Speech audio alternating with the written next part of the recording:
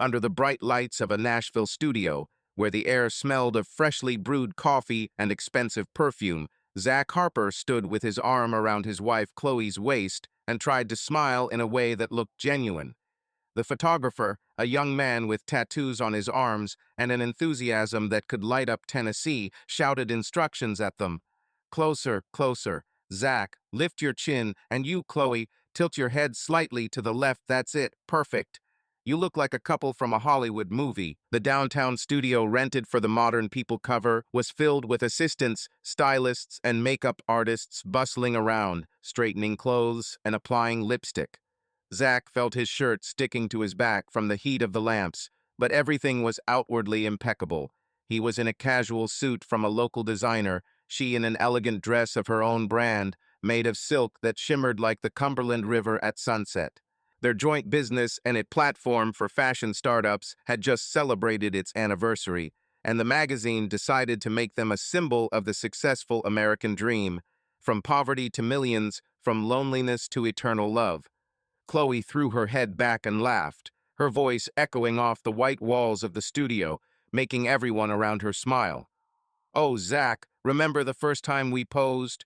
You tripped over a cable and almost fell," she said, turning to him with the same winning smile that had once made her the face of a jewelry brand.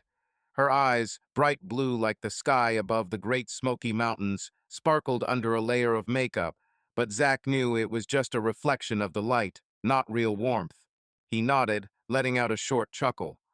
"Yeah, I've always been the guy who gets tangled in cables. But you saved me like always." The photographer clicked the shutter, capturing the moment. The perfect couple, millionaires from Nashville, where country music mixes with high technology, and every other person dreams of such a life. An assistant ran up with a bottle of water, offering them a sip, and Chloe accepted it gracefully, thanking them with a quiet, "Thank you, honey," in an accent that still had a slight Bostonian tinge to it, where she was from. But inside, Zach felt different. As the camera whirred, capturing them in frame, he felt the distance like an invisible wall of glass, transparent but impenetrable. They hadn't really spoken in months, let alone years. Conversations centered around business and schedules, and who was picking up the dog from the vet. Zach remembered their first meeting as if it were yesterday, even though it had been 15 years. He'd been a broke programmer in a tiny apartment outside of Boston, where the walls were thin and the internet was as slow as an old wagon, working on his first app, sitting at night in front of an old laptop, eating noodles from a bag and dreaming of his big break. Chloe had shown up at one of those corporate parties a friend had dragged him to, modeling for a jewelry campaign, with long legs, a confident stride, and a smile that could light up a room. "Hi, I'm Chloe," she said then, holding out a perfectly manicured hand. "You look like you just invented the internet." Zach laughed, nervously adjusting his glasses. "Almost. I'm trying to make it so people can sell their designs online without the middleman." "Sounds boring, huh?" She shook her head, her eyes sparkling with interest. "Not at all. Tell me more. I've been thinking about starting my own clothing brand. Maybe it's destiny." That conversation lasted for hours, and they left the party together, walking the chilly streets of Boston, the Atlantic breeze carrying the scent of salt and freedom. Zach felt more alive than ever, listening to his ideas without interrupting, sharing her dreams of fashion that was accessible but elegant. They married a year later, moved to Nashville for warmer weather and opportunity, and built an empire. His tech company merged with her designs, creating a platform where young talent could sell clothes directly. Now they were on the cover, a symbol of success, but somewhere along the way they had lost what made them real. Zach looked at Chloe now, as the photographer changed lenses, and wondered, when did we become like this? When did laughter become part of the show and not the reality? He wanted to ask her, but the words stuck in his throat, afraid of appearing weak, afraid of shattering the façade they had so carefully constructed. After the photo shoot, they headed outside, where the Nashville sun was merciless, making the asphalt shimmer. A black SUV with tinted windows was waiting, and the driver, a polite guy named Tom, opened the door and said, "Mr. Harper, Mrs. Harper, was the shoot great?" Chloe nodded, getting in first. "Absolutely, Tom. The magazine will love it." Zach settled in next to her, and the car pulled away, weaving through the streets, past bars with live music and tourists in cowboy hats. The silence that had become the norm fell on the inside. Zach pulled out his phone, checking emails from the team. A new platform update, server problems in Europe. Chloe, meanwhile, scrolled through Instagram, liking posts from friends and colleagues. Mark called this morning, she said suddenly, without looking up from the screen. He said he wanted to have dinner next week. Old friends, remember? Mark Galloway, a mutual friend of theirs, a producer from Los Angeles, a charismatic type who always knew how to liven up a party. Zach nodded. Sure, that sounds good. Long time no see. But inside he felt a twinge of jealousy, not at Mark personally, but at the ease with which Chloe brought him up, as if their own conversations were too boring. They arrived at the house, a modern mansion on a hill outside Nashville, with views of the city and a pool that was always the perfect temperature. Once inside, Chloe kicked off her shoes and headed to the kitchen, pouring herself a glass of wine from the fridge. Want some? She asked without turning around. Zach shook his head. No, thanks. I have a meeting with investors in an hour online. She shrugged. Okay, I'll work on the new collection then. And just like that, without another word, they went to their corners. He to his office overlooking the garden, she to her studio filled with sketches and fabrics. Zach sat at his desk, turned on his computer, and stared at the screen, but his thoughts weren't about business. He was thinking about the inferiority complex that had always lurked within him despite the millions, despite his success. He still felt like that poor programmer who didn't deserve a woman like Chloe. She was beautiful, charming, and adored by society. At parties, everyone was drawn to her, while he stood in the shadows, joking about himself so as not to seem too serious. Maybe it's age, he thought. I'm 42, and I'm starting to notice wrinkles, gray hair, and she's still the same and eternal model. But it wasn't just the surface. Inside, he felt emotionally isolated, as if they were living parallel lives, connected only by business and social obligations. That evening, after dinner ordered from a favorite melt-in-your-mouth barbecue joint, they sat on the patio, looking out at the city lights. Chloe finished her wine and Zach sipped decaf. You know, today on the shoot, I was thinking about how we've changed, she said suddenly, her voice soft but distant. Remember how we dreamed of having kids? A big family? Zach froze, not expecting this turn of events. They'd discussed this years ago, but then business took over and the topic faded into the background. Yeah, I remember, he said quietly. But life got on with it. Work, travel. Maybe it's not too late. She smiled, but there was sadness in her eyes. Maybe, but sometimes I feel like we've lost touch. Like everything's perfect on the outside, but there's nothing on the inside. It was a rare moment of honesty, and Zach wanted to seize on it. I feel it too, Chloe. Maybe we should have a real conversation. About trust, about what's bothering us. But she waved him off. Oh, not now, Zach. I'm tired from filming. Let's do it later. And the conversation died down, as it always did. The next day, Zach decided to unwind and drove into downtown Nashville, to a small cafe on Broadway with live music and the smell of freshly baked pastries. He was sitting at a table by the window, coding on his laptop, when a waitress approached a young woman named Adelina, with dark hair and a smile that seemed genuine. What can I get you? Coffee, croissant, she asked, her accent slightly southern. Zach looked up. Yes, black coffee, please. And, are you new here? She nodded. Only a week. Moved from Memphis, looking for something new in my life.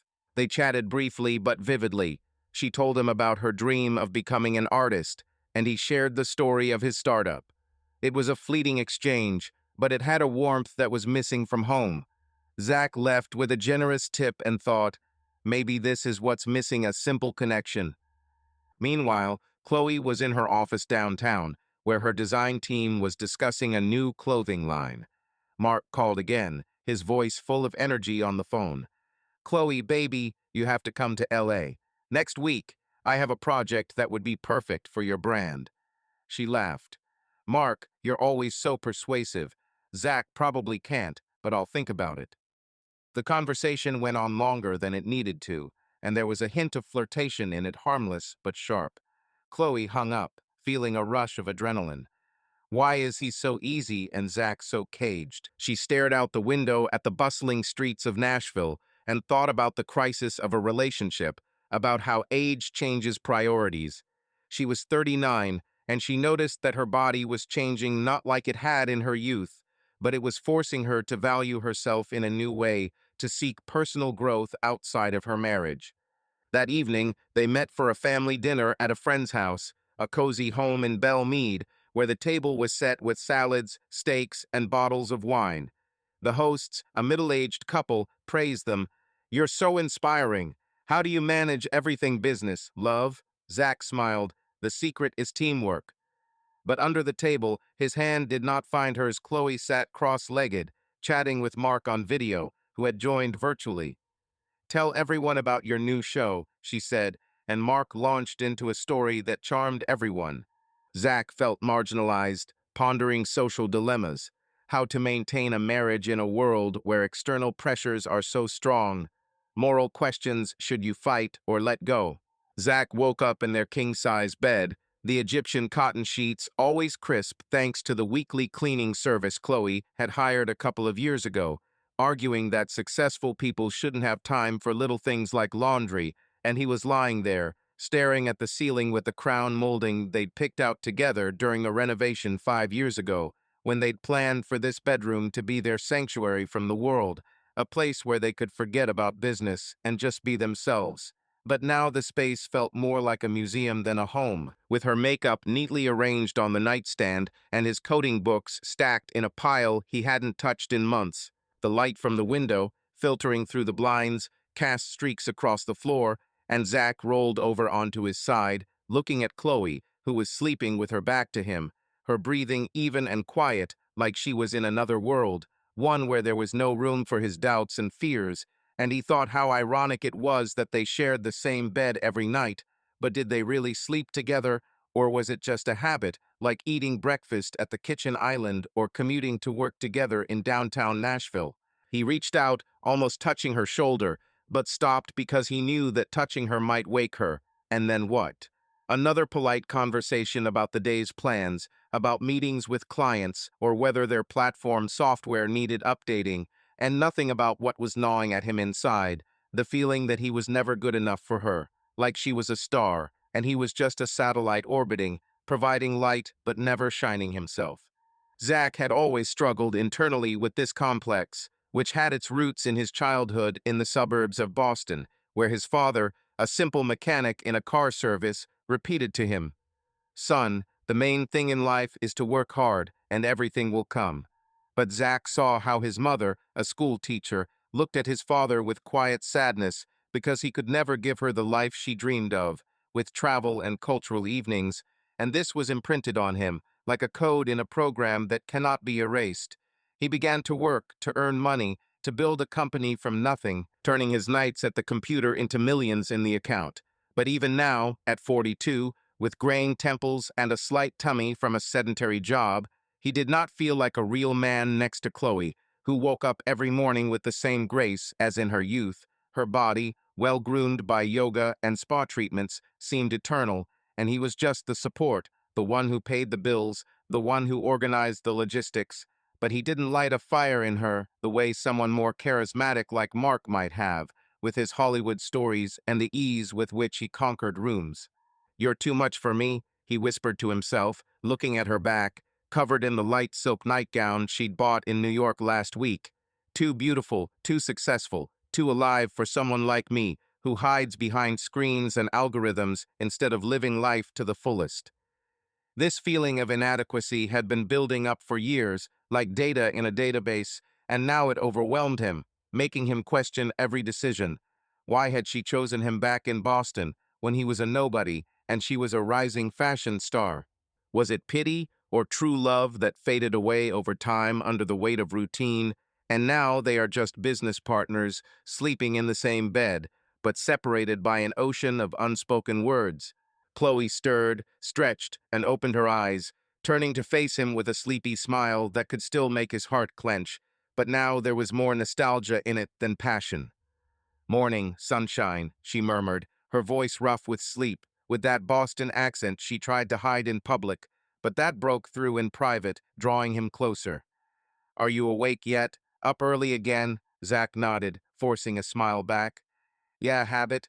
I was thinking about a new project, social media integration for our designers." "How did you sleep?"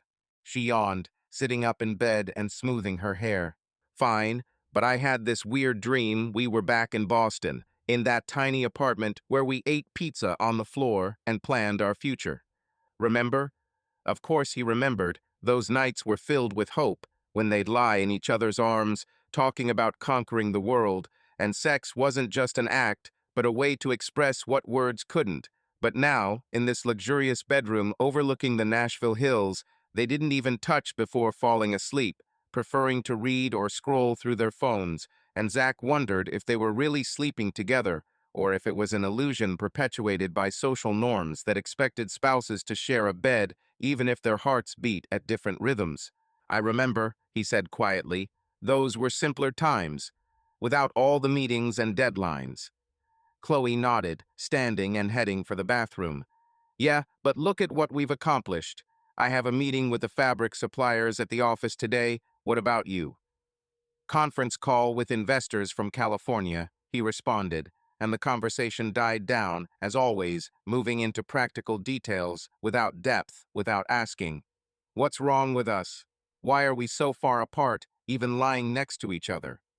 After breakfast oatmeal with berries for her, avocado toast for him, eaten at the marble kitchen table where they had once shared romantic candlelit dinners, but were now just a place to grab a quick bite. Zach drove to his office in downtown Nashville, a tall building overlooking the river where his company occupied 2 floors filled with young programmers in hoodies and laptops full of ideas.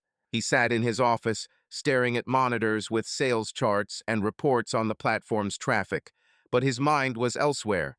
He was remembering how he had met Adelina in the cafe yesterday, the waitress with a genuine smile, and how their brief conversation about dreams, hers about painting, his about the early days of his startup, had made him feel alive, not just a cog in the machine of success, but a person who people listened to not for money, but for interest.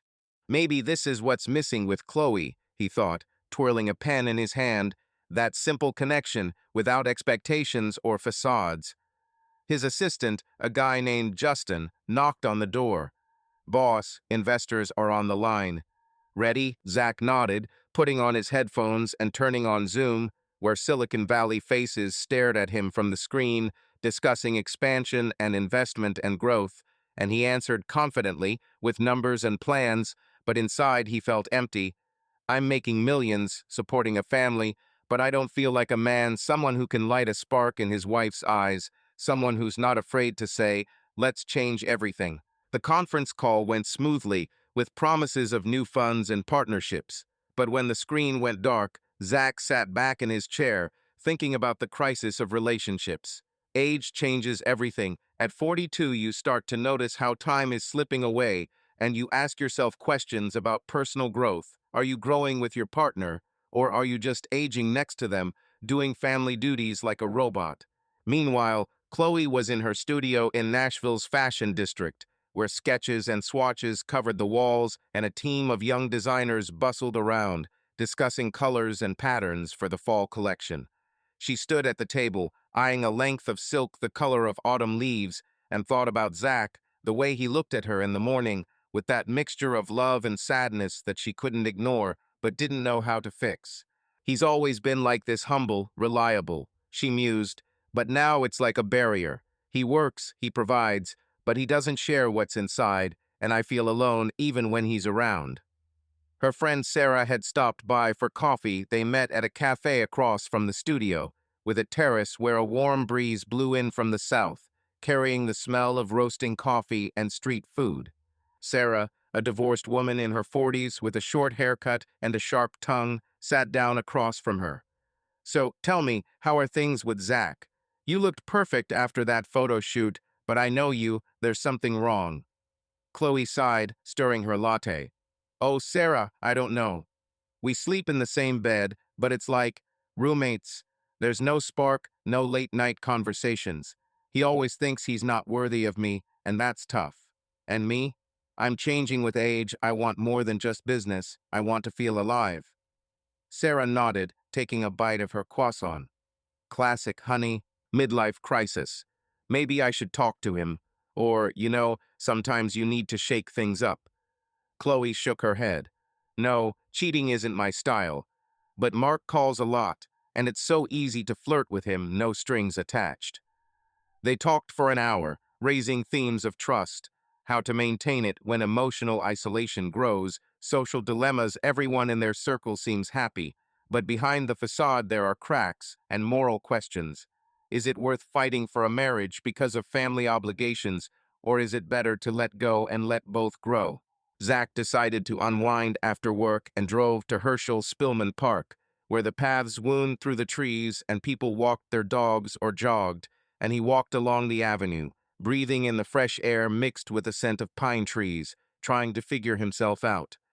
I've always considered myself not good enough, he thought, sitting down on a bench by the pond where the ducks swam lazily, since I was a kid when the other boys played football and I sat with my books. Chloe chose me, but now, with her beauty and success, I feel like I'm dragging her down. I work, I earn money, but that doesn't make me a man in her eyes. Suddenly, he saw Adeline. She was sitting nearby with a notebook, drawing a landscape, her hair blowing in the wind, and she noticed him, waving her hand. Hey, Zach, from the cafe, remember? What are you doing here? He came over and sat down next to her. Just taking a walk, clearing my head. Do you draw? She nodded, showing him a sketch.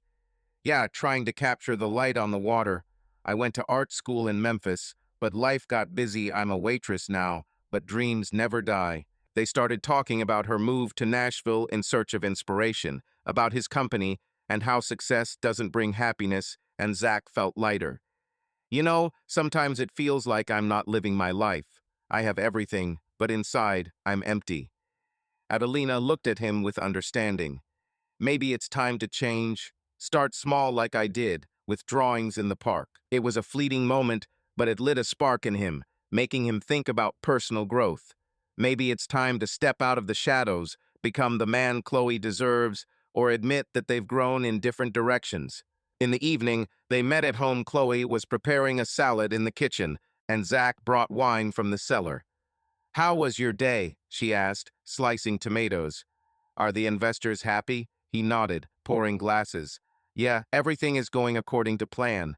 And you? Fine, Sarah stopped by. We talked about life. They sat at a table on the terrace, where the sunset painted the sky orange, and the conversation flowed about work, about plans for the weekend. But Zach gathered his courage.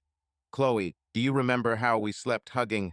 Now we are just close, but not together. What is wrong with us? She froze, putting down the glass. Zach, I don't know. Age, probably. I'm changing. I want more emotions. And you. You are always so reliable, but sometimes it suffocates. It was a step towards honesty, raising questions of relationship crisis and moral dilemmas. Is it worth holding on to the past or letting go so that both can find themselves? They talked late into the night, but without a decision, and when they went to bed, Zach lay closer, holding her, but she gently pulled away. Not now, honey. I'm tired. And he lay in the dark, thinking, you're too much for me, but maybe it's time to be worthy or leave.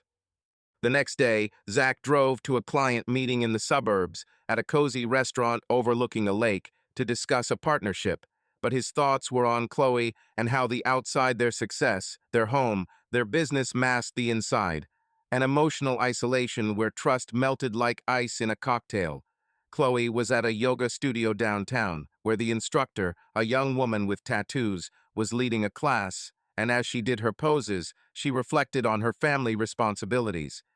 We're supposed to be together for everything we've built, but isn't this a trap? After class, she called Mark. Hey man, how's LA? He laughed. Chloe, you should come. There's an energy here that you need. The flirtation was light, but it made her feel wanted in a way that was missing at home. That evening, they went to a family reunion with Chloe's parents, who had flown in from Boston and were staying at the hotel, a pasta and wine dinner at an Italian restaurant where everyone joked about old times. Chloe's mother, a woman in her 60s with gray hair, said, "You're such a great couple. Zach, you've always been so thoughtful."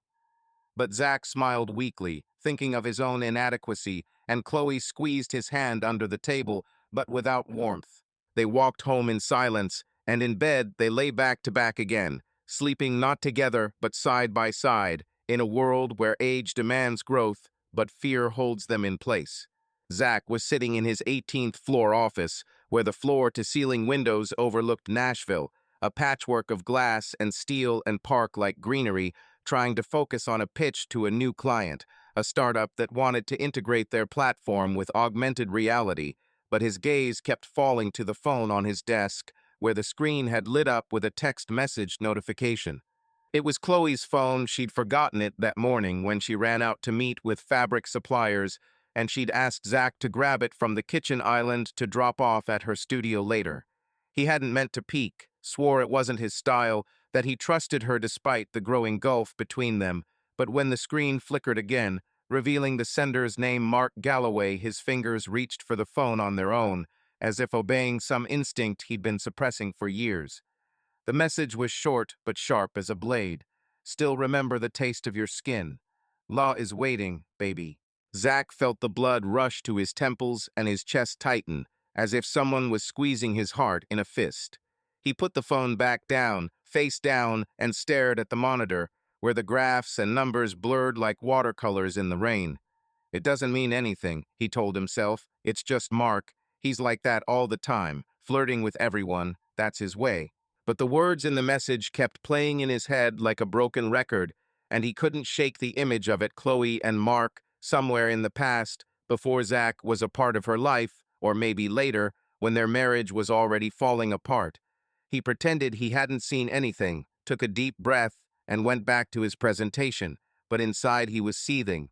Doubt, jealousy, fear that he really wasn't good enough, that Chloe had always been too bright for him, and now someone like Mark, with his Hollywood charm and ease, was reminding her of what she'd missed.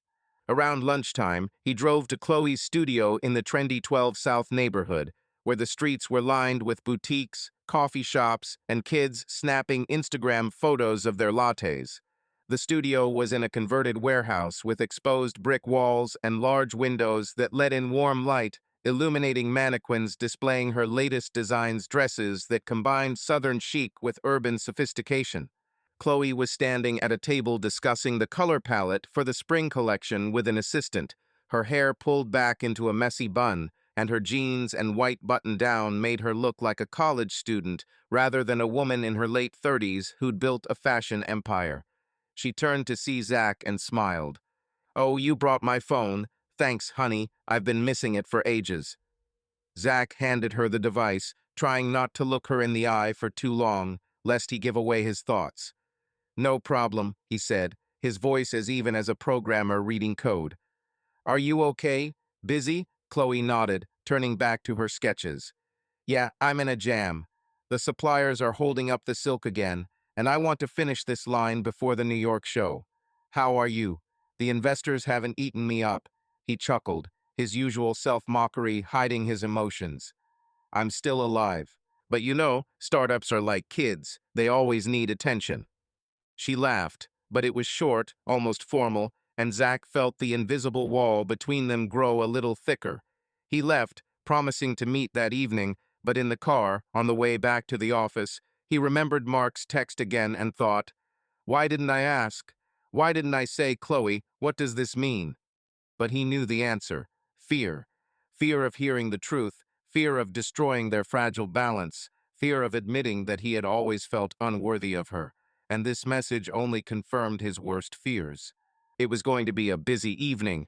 Mark had flown to Nashville for a couple of days to discuss a potential partnership with their platform. He wanted to launch a reality show about young designers, using their technology to promote it, and he suggested they meet for dinner at one of the city's top restaurants, the Southern, known for its steaks and live music. Zach and Chloe arrived there together in their black SUV, driven by Tom, their driver, who was always quiet but had a slight smile, as if he knew more than he was saying. The restaurant was full the murmur of conversations, the clink of glasses, the twang of a guitar from a local musician playing a Johnny Cash cover in the corner.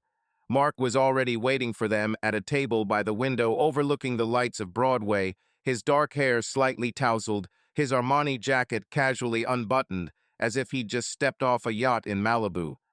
"Zach, man, Chloe, beautiful. Hey, Mark," he said, standing up and hugging them both.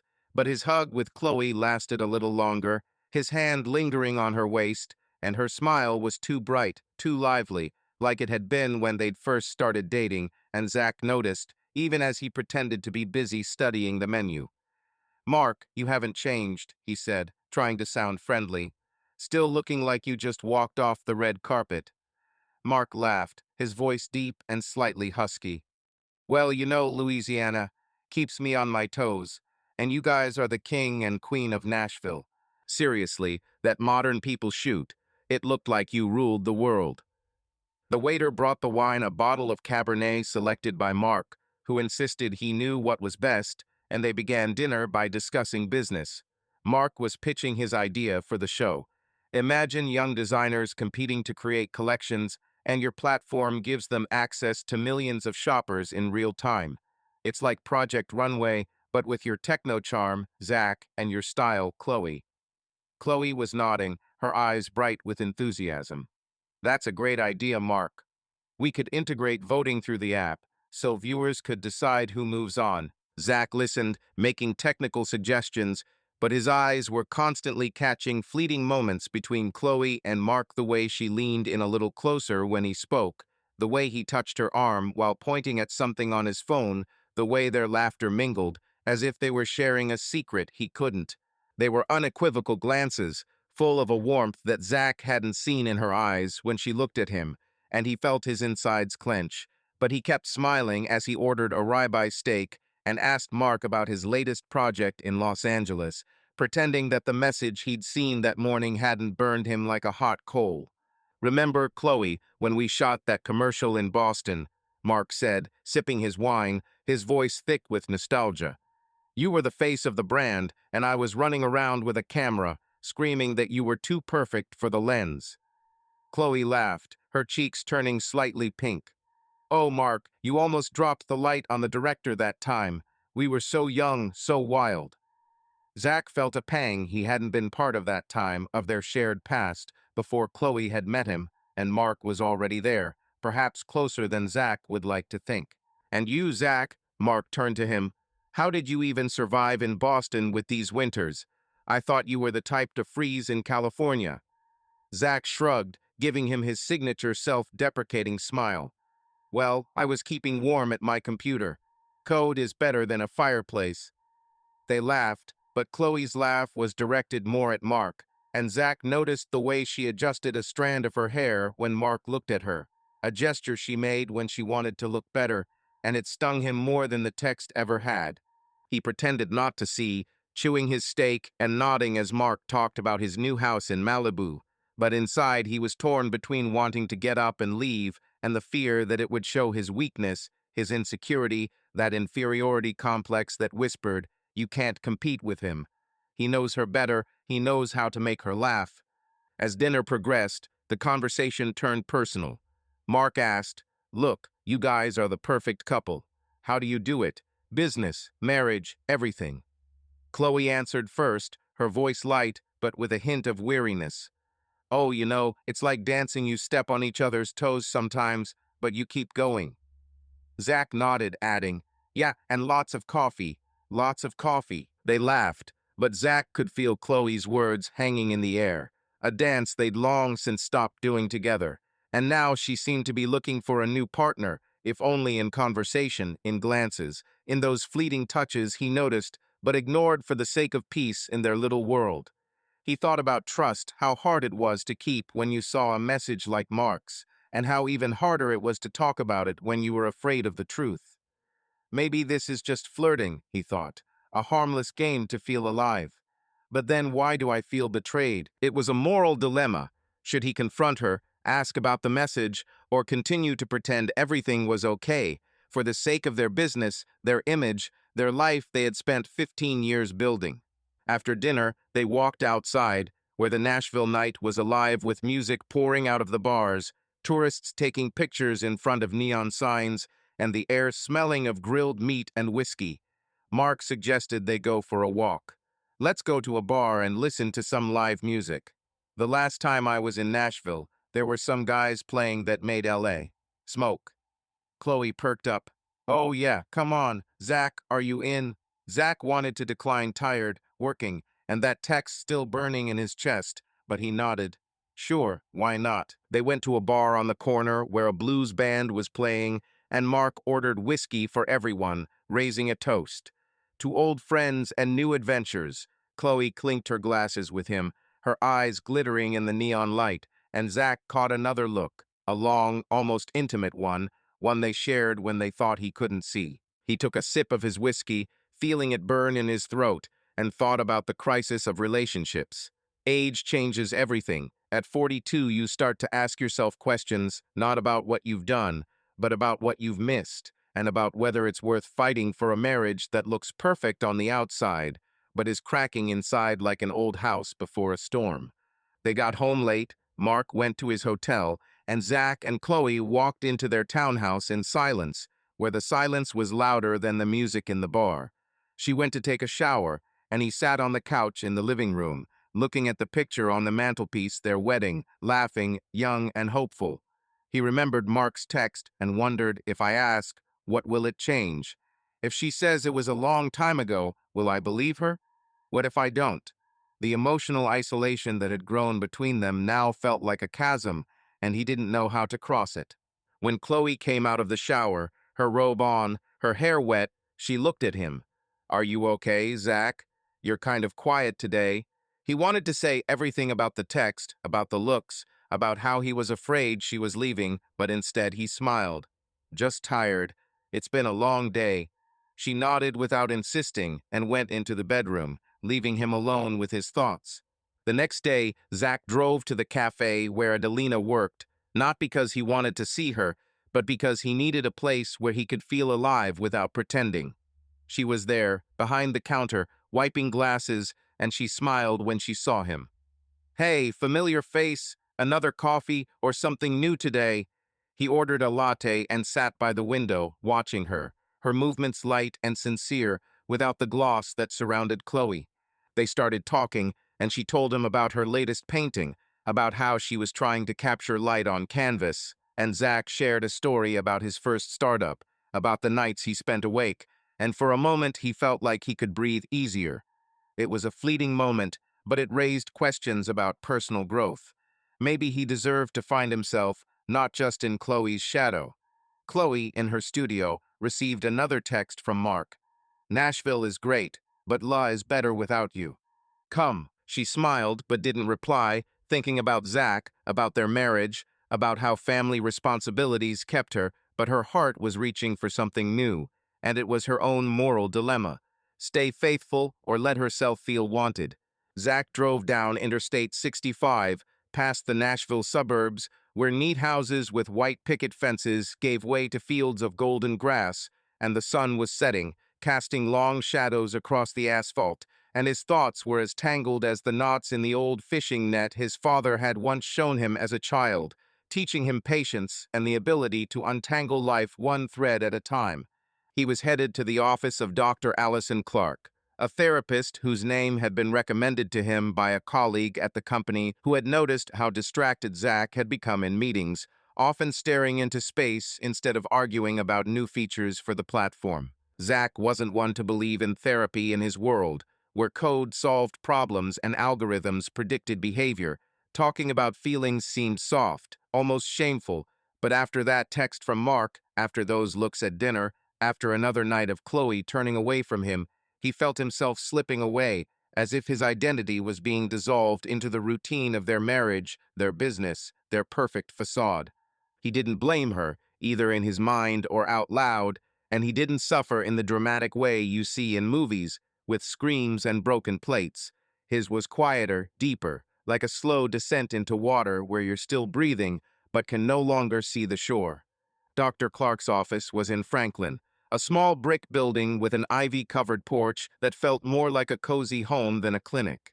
The interior smelled of lavender and freshly brewed tea, and the walls were covered with local painting scenes of rural Tennessee, sunsets over the hills, nothing flashy, just soft and soothing. Allison, a woman in her 50s with short gray hair and warm eyes, greeted him at the reception area, shaking his hand with a kind of confidence that put him at ease. "Zach, it's good to see you," she said, her voice low and slightly southern. "Come on in and make yourself comfortable." The office was small, with a moss-colored couch, an armchair, and a table with a box of tissues on it, the requisite fixtures of such places, Zach thought as he sat down, feeling a little awkward, as if he were intruding on someone else's life. Allison sat down across from him, holding the notebook but not opening it, and asked simply, "So, Zach, what brings you here? What's going on?" He paused, unsure where to begin with Mark's text, with Chloe's coldness, with the way he no longer recognized himself in the mirror, where his face, with the new wrinkles around his eyes, seemed alien. I, I don't know," he began, rubbing his hands. "I just feel like I'm losing myself, like I'm not living my life. My wife and I have everything going on paper. The business, the house, the success. But I don't feel like it's mine. I don't feel like I'm enough." Allison nodded, her eyes attentive but not judgmental, and she gave him time, unhurriedly, as if she knew the words would come if he didn't push them. Zach went on, talking about Chloe, how she'd always been a star, how her beauty and charisma had drawn people from waiters to investors, and how, despite the millions in his account, he'd always felt overshadowed by her.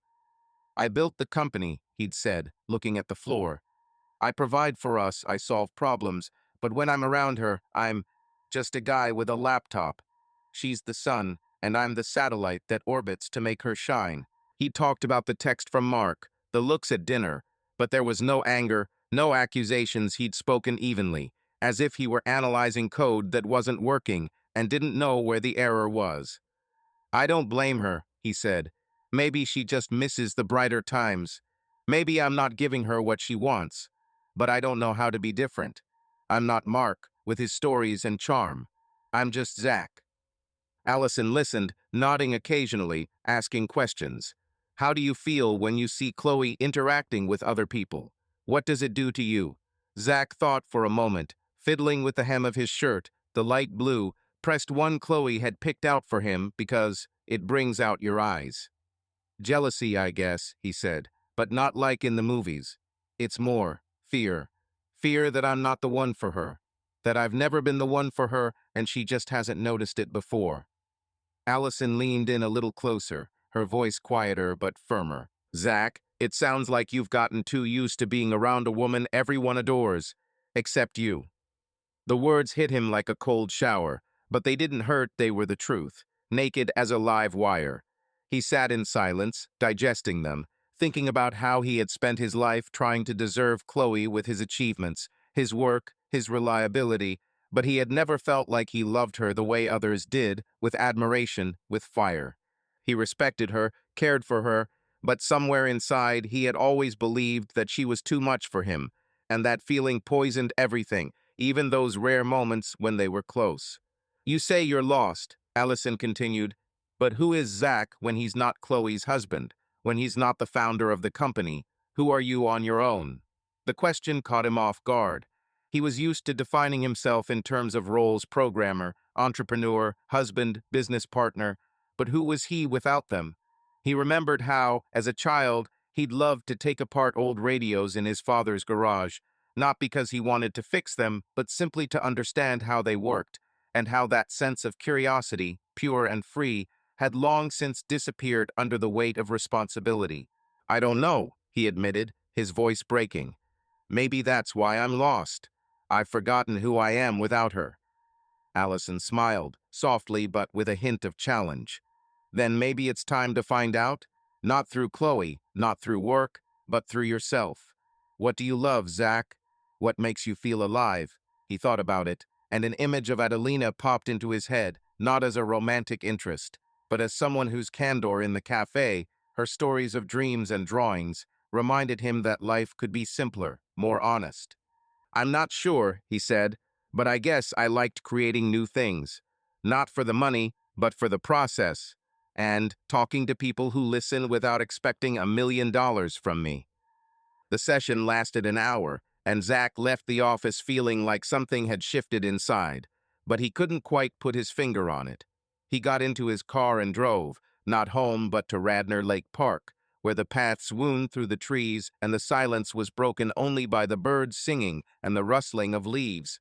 He walked, breathing in the fresh air, and thought about Allison's words, "Except for you." Why didn't he adore Chloe the way others did? Because he was afraid she would leave? Or because he no longer saw her as the girl from Boston who laughed at his jokes and dreamed with him? He remembered their last night, lying in bed, back to back, as always, and he wanted to hold her. But he stopped because he was afraid of rejection, afraid of feeling like he was not you, not the one she needed right now. It was an emotional isolation he had helped to build, by not talking about his fears, by not asking about hers, and now it had become a wall he didn't know how to tear down. Meanwhile, Chloe was in her studio, but the work wasn't going well. She sat at her desk, looking at her sketches, but her thoughts were on Mark, on his last text, which she had left unanswered because she didn't know what to say. "I still remember the taste of your skin." Those words were from the past, from that brief fling in Boston before Zach, when she was a young model and Mark was an aspiring producer, and they had spent one night, full of passion and no promises. She didn't feel guilty about it. That was before marriage, before her and Zach's vows, but his texts now stirred something in her that she hadn't felt in a long time. A desire to be desired, not as a designer, not as a businesswoman, but as a woman. She picked up her phone and started to write a reply, then deleted it, thinking about Zach, the way he'd looked at her at dinner last night, with that mixture of love and pain, and how she was pulling away because she was afraid to say that their marriage had become a cage, beautiful, but too small. She called Sarah, her friend, and they met at a cafe in Green Hills that served the best cheesecake in town. "Sarah, I'm so lost," Chloe admitted, stirring her tea. "Zach is so secure, but that's not what I need right now. I want to feel alive, you know." Sarah looked at her, cutting into her dessert. "Honey, I'm getting older. When you're 39, you start thinking, is this it? Is this my life? But cheating isn't the answer. Talk to him. Maybe he's lost too." Chloe nodded, but deep down she knew that her conversations with Zach had become as formal as their business plans, and that scared her more than her flirting with Mark. That evening, they met at home, in their spacious living room, where the fireplace crackled and there was takeout on the table, pad thai and spring rolls, because no one felt like cooking. Chloe was quieter than usual, leafing through a magazine, and Zach looked at her, thinking about therapy, about Allison's words. "Chloe," he began, his voice careful, "are you happy? With us, I mean?" She looked up, surprised, and for a second her face softened. "Zach, I don't know.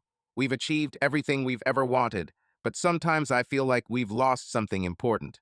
Do you feel the same way?" He nodded, his heart beating faster.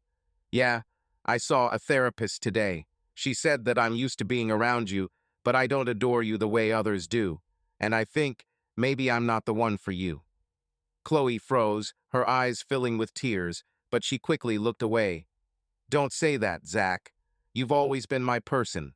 It's just life makes things complicated." They sat in silence, and the moment was closer to honesty than they'd been in months, but it also raised questions. Is it possible to rebuild trust when you're both at a loss?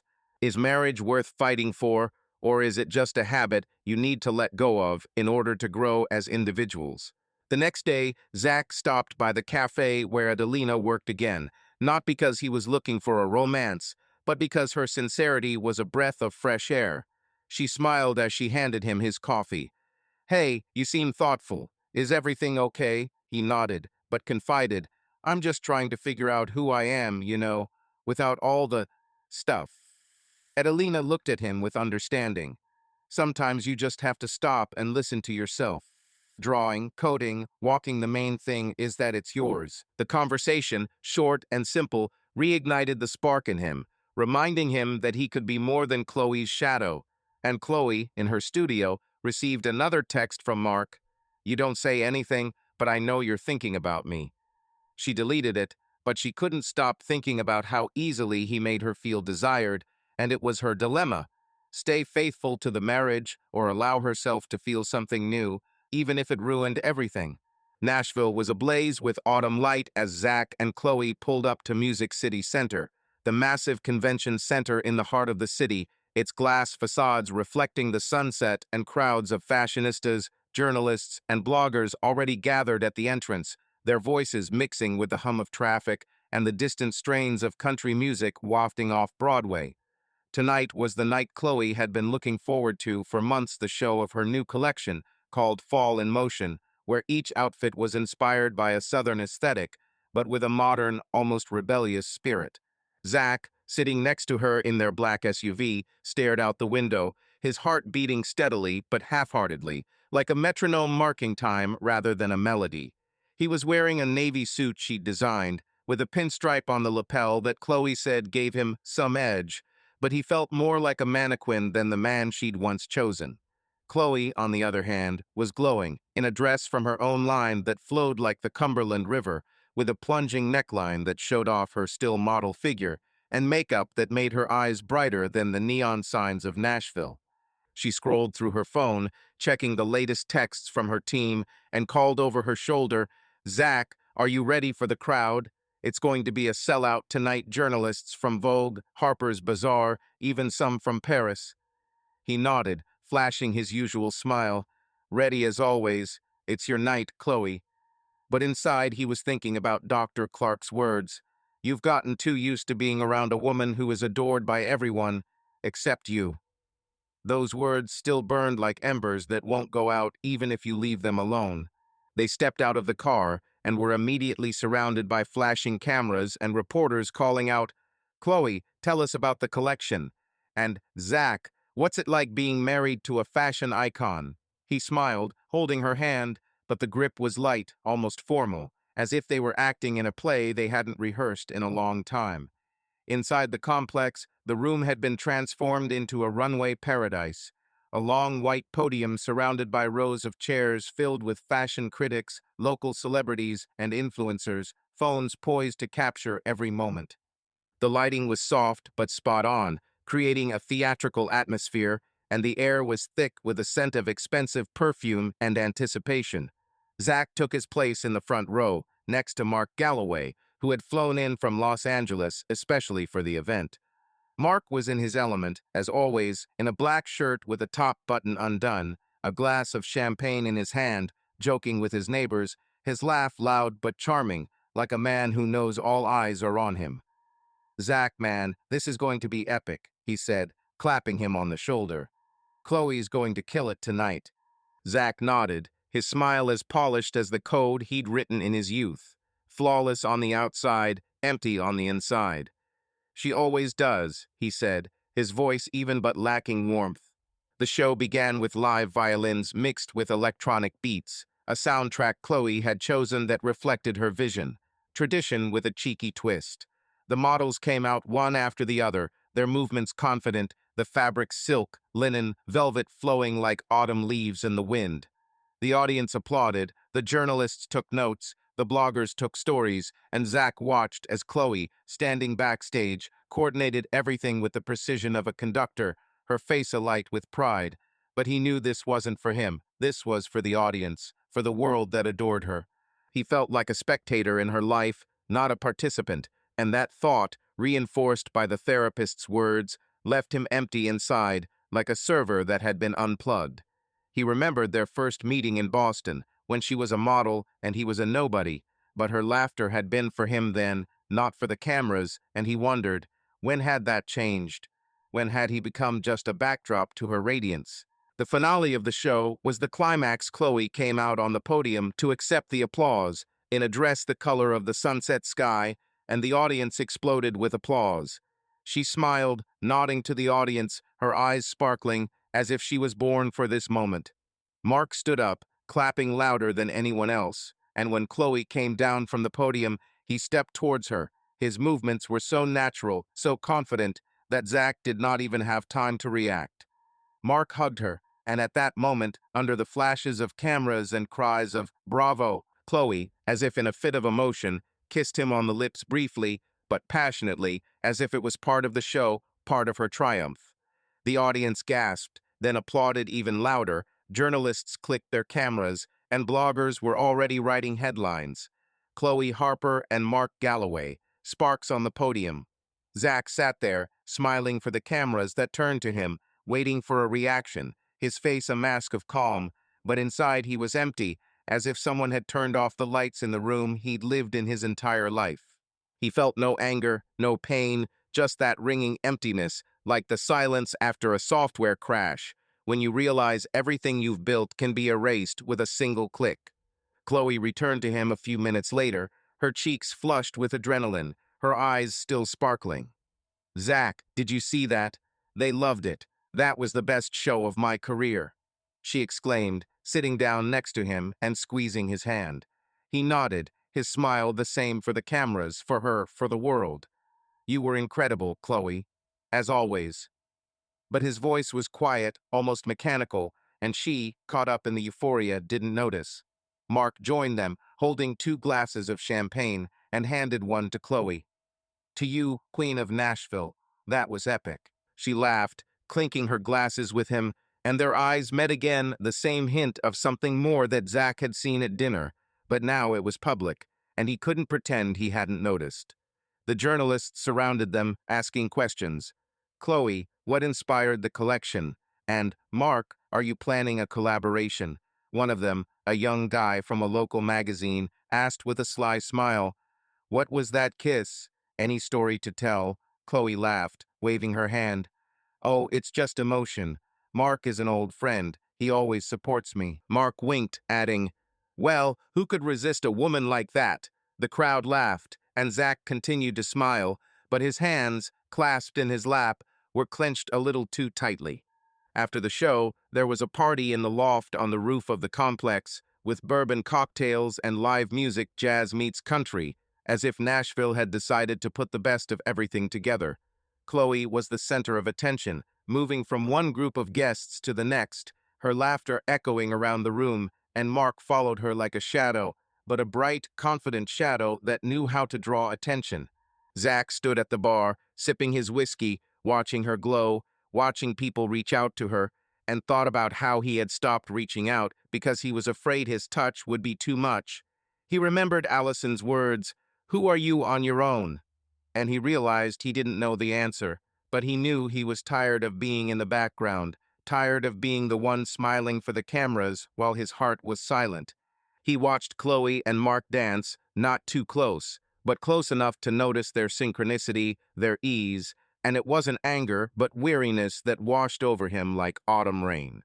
When the party was over, they got into the car and Tom, their driver, drove them home through the quiet streets of Nashville, where the lights of the city gradually gave way to the dark silhouettes of the trees. Chloe was still impressed, her voice full of energy.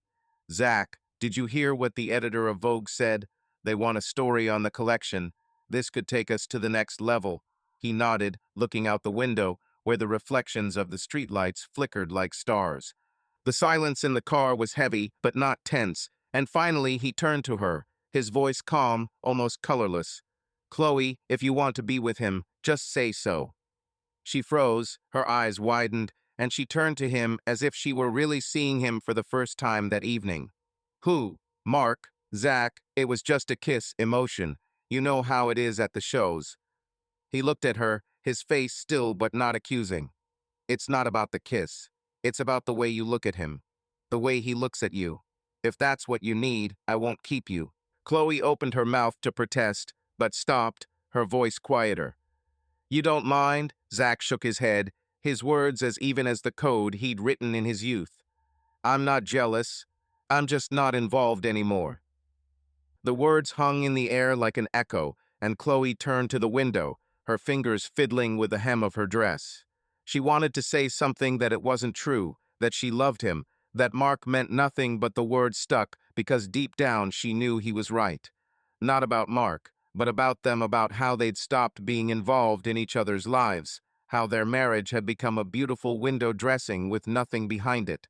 They drove home in silence, and when they walked into their mansion, where everything was perfect from the marble floors to the designer lamps, Chloe went into the bedroom while Zach stayed in the living room, staring at the photo of their wedding on the mantel. He thought about the trust they'd lost, the relationship crisis that couldn't be fixed with one conversation, and the moral dilemmas. Should he fight for her or let her go so they could both find themselves? He remembered Adelina, her genuine smile in the cafe, and how she talked about dreams, asking nothing more from him than to talk, and it reminded him that he could be more than Chloe's shadow. The next day, Chloe left for the studio early without saying a word about, and Zach went to the office, but instead stopped at the cafe where Adelina worked. She was behind the counter, wiping glasses, and smiled when she saw him. "Hey, Zach, you're early today. Coffee or something stronger?" He ordered a latte and sat by the window, watching her. "How was the show yesterday?" she asked, setting the cup in front of him. He shrugged, his voice quieter than usual. "Good. Chloe was a star, as always." Adelina nodded, but her gaze was attentive. "And you? Were you a star to yourself?" The question, simple but poignant, made him think. He shook his head. "I'm not sure, but I'm trying to figure out who I am without all this tinsel." She smiled, her eyes warm as sunlight. "This is a good start. Sometimes you just have to start small, a cup of coffee, a walk, something of your own." Their conversation was short, but it gave Zach the feeling that he wasn't completely lost, that there was a chance to find himself, even if it meant letting go of what he thought was his life. Chloe, in her studio, looked at the sketches, but her mind was on Zach, on what he'd said in the car. "I'm just not into it anymore." She felt guilty, not for kissing Mark that had been emotional, a moment of euphoria, but for letting their marriage become empty, for not talking to him, for not asking him how he felt. She picked up her phone, saw a text from Mark, "You were fired last night," went in lay, and deleted it without replying. Her dilemma was deeper. Stay with Zach for the sake of family, for the sake of the business, for what they'd built, or accept that they'd both changed and maybe their paths had diverged. She called Sarah, they met for a coffee, and Chloe confessed, "I don't know how to get back together. He said he's not into it, and I'm scared he's right." Sarah, sipping her coffee, replied, "Maybe it's time to be honest. Not with him, but with yourself." "What do you want, Chloe?" And Chloe didn't know the answer, but she knew that age changes everything at 39. You start to value not only passion, but also peace, and she had to decide where she would find that peace. Zach, meanwhile, went to Radnor Lake Park, where the silence helped him think. He remembered Allison's words, Adeline's, and realized that his personal growth began with stopping being Chloe's shadow, stopping being afraid that he wasn't who she wanted. He didn't blame her for the kiss, he didn't suffer from jealousy, he just wanted to find himself, even if it meant letting her go. Their marriage was at a crossroads, and the question wasn't whether she would choose Mark, but whether they could both choose themselves without tearing down everything they'd built. Zach sat on the deck of their mansion, looking out at the lights of Nashville below, twinkling like stars fallen to earth, but failing to warm him. He held a cigarette in his hand, his first in 15 years, bought at a gas station on the way home after he'd learned that old habits, even bad ones, sometimes came back when life fell apart. The smoke rose slowly into the cool autumn air, and on the glass table next to him was a cup of cold coffee, brewed that morning but never finished because the taste no longer mattered, like so many things that had once seemed important. After Chloe's show, after that kiss with Mark, after their conversation in the car where he'd said he was not in it anymore, something inside him had broken not with a bang, like in the movies, but quietly, like a cracked phone screen that still worked but wasn't the same. He wasn't angry, he wasn't blaming, he wasn't suffering in the usual sense, he just looked at their life as a code with a bug that couldn't be fixed without rewriting everything from scratch.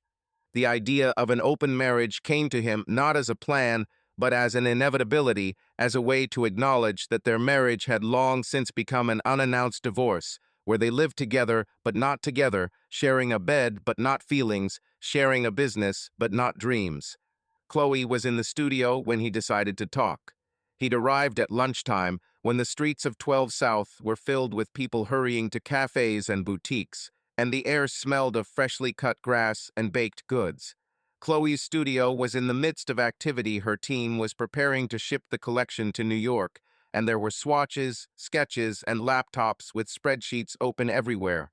Chloe was standing by the window, talking on the phone to a supplier, her voice businesslike but tired, as if the euphoria of the show had burned out to ashes. She spotted Zach, waved at him to end the call, and approached, her smile soft but wary, like someone who knew the conversation would be difficult.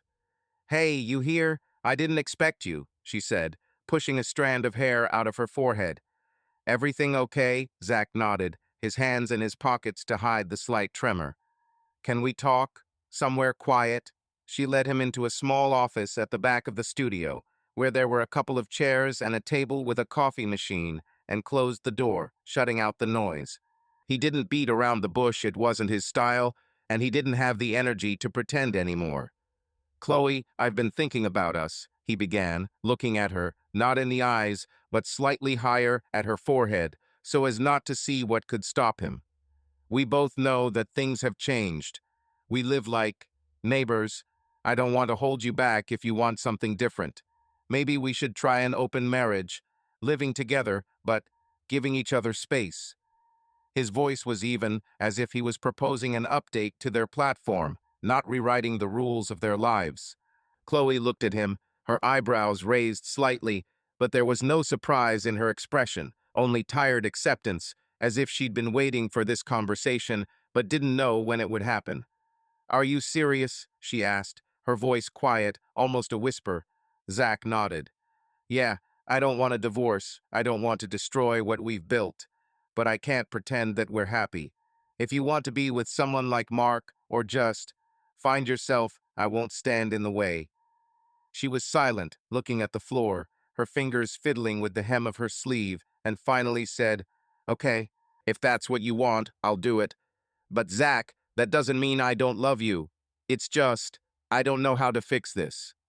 He nodded, feeling the emptiness inside him become a little clearer, as if he'd finally debugged a piece of code that was slowing the system down. "I don't know either," he said, "but maybe it's more honest." From that day on, their lives changed, not abruptly, but gradually, like autumn stealing warmth day by day.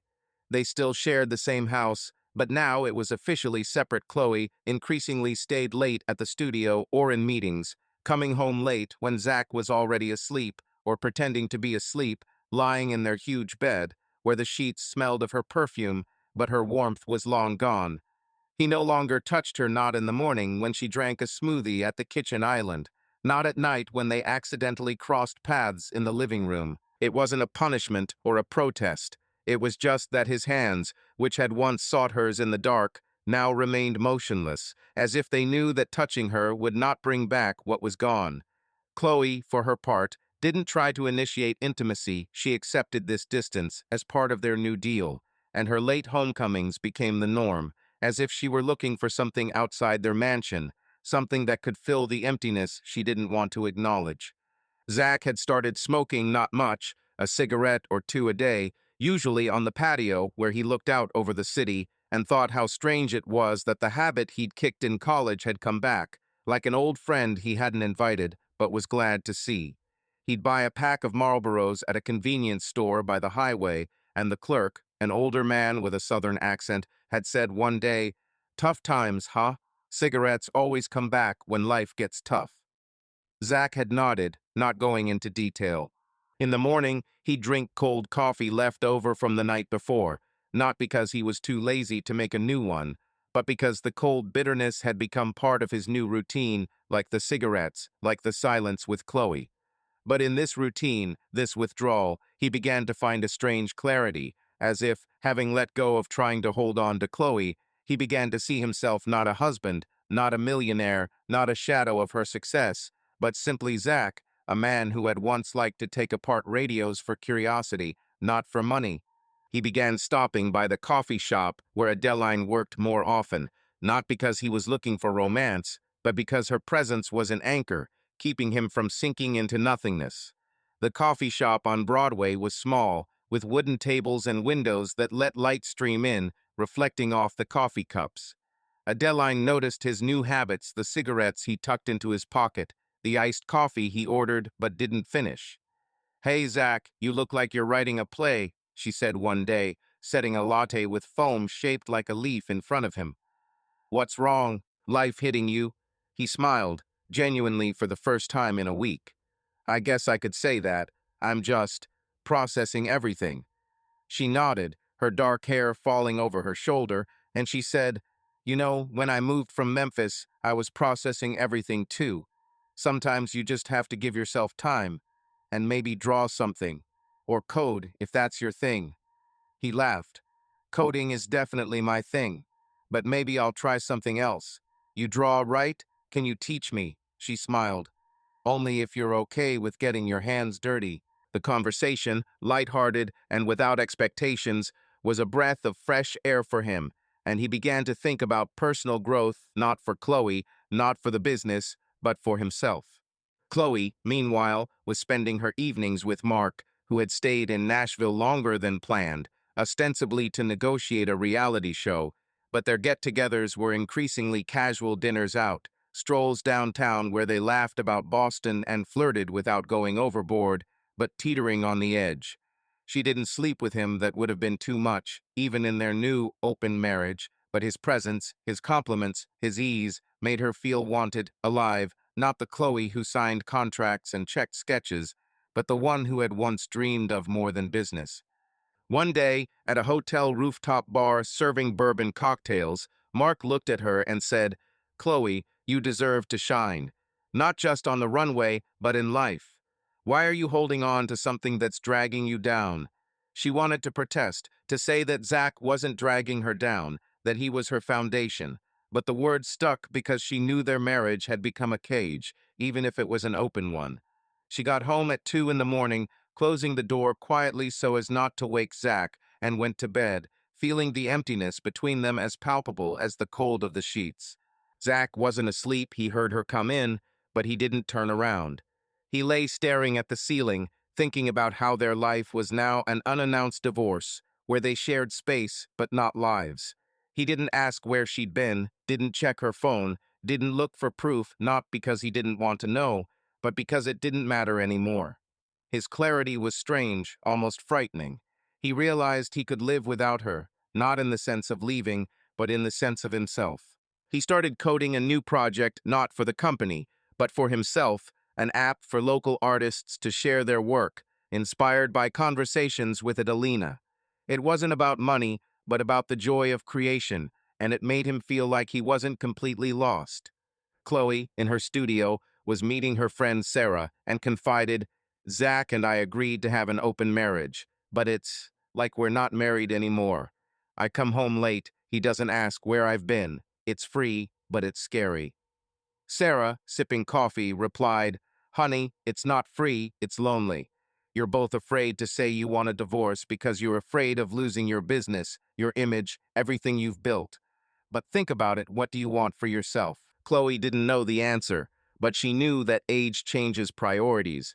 At 39, she wanted not only success, but also warmth, and she wasn't sure where to find it with Mark, with Zach, or alone. One evening, Zach was sitting on the terrace, finishing his cigarette, when Chloe returned early, around 10. She came out to him, holding a glass of wine, and sat across from him, her eyes tired but soft. "Zach, can we talk?" she asked. He nodded, stubbed out his cigarette. "You smoke now?" she asked, surprised.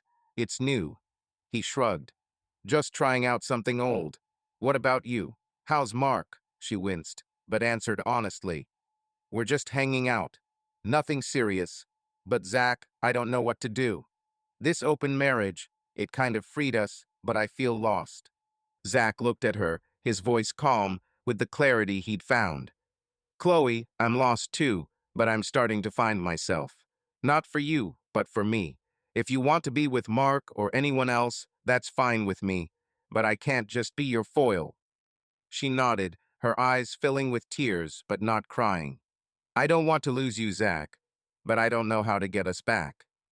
They sat in silence, looking out over the city, and the moment was more honest than many of their conversations over the years, but it also raised questions. Is it possible to rebuild trust when you're both living apart? Is it worth holding on to a marriage for the sake of family obligations or letting go for the sake of personal growth? The next day, Zach came back to the cafe to see Adeline, and she noticed a change in him, not joy, but calm, as if he had begun to accept himself. "You look lighter," she said, handing him his coffee. "Has something changed?" He smiled. "Maybe I've just stopped being afraid to be myself." Their conversation was short, but it gave him hope that he could be more than Chloe's shadow, more than a millionaire who drank iced coffee and smoked on the patio. Chloe, in her studio, stared at a new text from Mark. "I need you in lay. Think about it." She deleted it, but she couldn't stop thinking about what she wanted: freedom, love, or just herself. Fall was in full swing in Nashville, and the morning air was cooler, filled with the scent of fallen leaves and the distant smoke of the fires that farmers lit outside the city. Zach sat in his office, staring at his monitor, where lines of code for a new app, a platform for local artists, were slowly coming together to form something alive, like a melody he'd once tried to play on an old guitar in college, but given up because his fingers wouldn't obey. It was his personal project, separate from his and Chloe's empire, and it held a freedom he hadn't felt in a long time, the freedom to create for himself, not for investors or headlines in magazines. The phone on his desk blinked, and he saw a text from Adeline. "Zach, I'm in trouble. My room burned down. House fire. I'm okay, but everything is gone. I'm sitting in a cafe, not sure what to do." His fingers hovered over the keyboard, and his heart sank, not from fear for her, but from a sudden desire to help, to be useful, to be someone who didn't just fix code, but fixed lives. He dialed her number, and her voice, though shaky, was the same warm, with a slight southern twang that reminded him of Memphis. "Hey, Zach, sorry to text you so early," she said. "I'm just in shock. There was a fire last night. They say it was the wiring. I ran out, but everything I owned, paintings, notebooks, clothes, it all burned up." Zach listened, feeling her words settle in him like ash that was still warm. "Where are you now?" he asked. "That coffee shop on Broadway," she confirmed, adding, "Yeah, sitting here with coffee and the laptop I saved. I don't know where to go. The hotel is too expensive, and I don't have many friends in Nashville." Zach didn't think twice about it. It wasn't his style when it came to people he liked, and Adeline, with her sincerity and lack of the polish that surrounded Chloe, had become something of a beacon for him in recent weeks. "We have a guest house," he said, trying to sound calm so as not to scare her off. "It's separate, with a kitchen, bathroom, everything. You can stay there until you figure it out. No strings attached." She paused for a second, then her voice softened. "Zach, this is too much. Are you sure?" He smiled, though she couldn't see it. "I'm sure. Come over, I'll text you the address." An hour later, Adeline was standing at the gate of their suburban Nashville mansion, clutching a small duffel bag filled with her salvaged belongings: a laptop, a couple of t-shirts, a toothbrush, and the notebook she'd grabbed as she ran from the fire. Her hair was pulled back into a loose ponytail, and her jeans and sweater looked like she'd thrown on something she'd found at a thrift store. Zach met her at the entrance to the guest house, a small but cozy cottage a few steps from the main mansion, with a wooden porch and windows overlooking a garden filled with magnolias. "This is your temporary fortress," he said, opening the door and ushering her inside. "It's nothing fancy, but it's got everything you need." Adeline walked in, her eyes darting around the room: the hardwood floors, the plush sofa, the small table with the coffee machine. She turned to him, her smile tired but sincere. "Zach, this is more than I could have asked for. Thank you. Really." He shrugged, shoving his hands into his pockets. "No big deal. Chloe and I rarely use it. It would be nice to have someone stay here." They sat on the porch of the guest house, where Zach brought coffee from the main house hot, not the cold one he drank in the morning, a ritual of self-abasement. Adeline held the mug with both hands, as if warming herself, and began to talk not about the fire, but about what it had taken. "I was doing a series of paintings of Memphis," she said, her voice quiet but vivid, as if she were sorting through memories like old photographs. The streets, the people, the Mississippi River at sunset. It was all in that room. Now, nothing. Only one notebook remains. She pulled it out of her bag, tattered, a corner charred, and opened it to a page of a sketch. A river flowing under a bridge, the soft lines seeming to dance beneath her pencil. Zach looked at the drawing, feeling her passion for art. Her ability to see beauty in the simple reverberated through him, an echo of who he had once been, before the millions, before Chloe, before this whole life that had become more of a cage than a home. "It's beautiful," he said, and his voice was sincere. "You haven't lost your talent. It's in you, not in those paintings."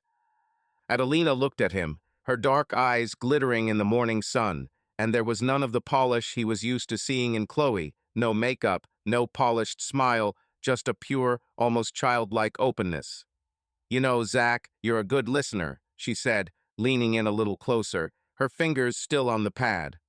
"Most people, when I talk about my paintings, nod and change the subject. But you, it's like you actually see what I'm talking about. That's rare." Zach felt a warmth in his chest, not from her words, but from the fact that she saw him not the millionaire, not Chloe's husband, just the man sitting across from her, listening.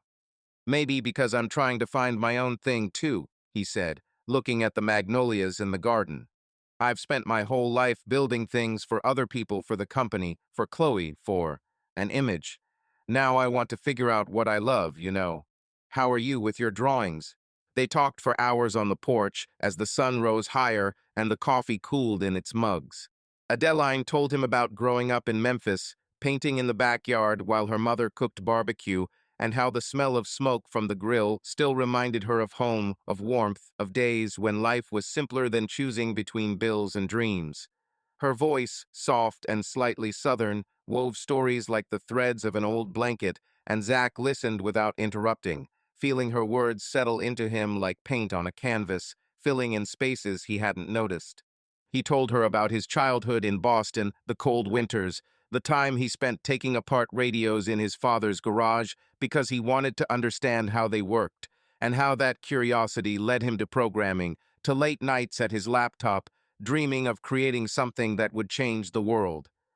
"I thought if I built something big, I'd be somebody," he said, looking out at the magnolias swaying gently in the breeze.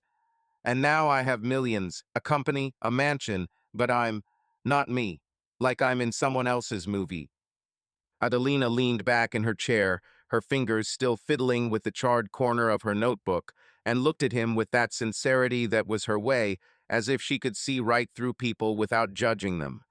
"You know, Zach, you're not like those rich people who come into a coffee shop and demand coffee in a minute," she said, her smile warm as a ray of sunlight filtering through the leaves. "You listen like you're interested.